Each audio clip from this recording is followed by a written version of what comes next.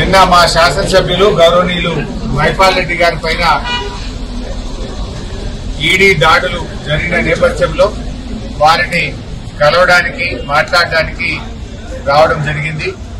ముఖ్యంగా ఈరోజు దేశంలో అధికారంలో ఉన్న కేంద్ర ప్రభుత్వం, రాష్ట్రంలో అధికారంలో ఉన్న రాష్ట్ర ప్రభుత్వాలు ప్రతిపక్ష నాయకులను, ప్రతిపక్ష శాసనసభ్యులను టార్గెట్ గా చేసి వేధించే కార్యక్రమానికి పాల్పడతా ఉన్నారు.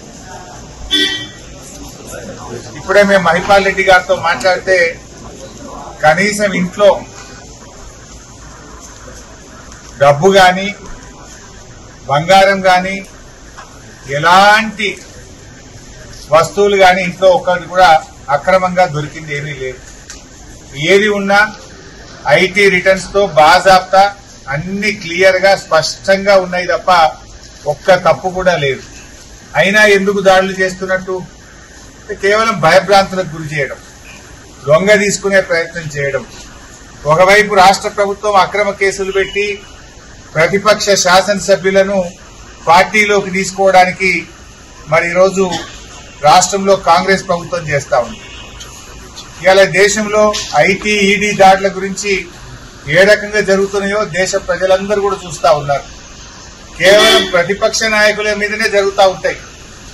ఇవాళ నీట్ ప్రశ్నపత్రం లీక్ అయింది. దేశంలో 24 లక్షల మంది వైద్య విద్య కోసం పరీక్ష రాస్తే ఆ పరీక్ష ప్రశ్నపత్రం అంగట్లో సరికైపోయింది. బీహార్ లో, గుజరాత్ లో 2 రోజుల ముందే ప్రశ్నపత్రాన్ని 30 లక్షల రూపాయలకు అమ్ముకున్నారని అన్ని వార్తలు వస్తా ఉన్నాయి.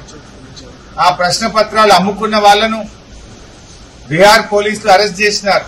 మరి అది ఎందుకో ఈడీ దాడులు చేయరు? అక్కడ మీకు పీఎంఎల్ఏ కనబడతలేదా?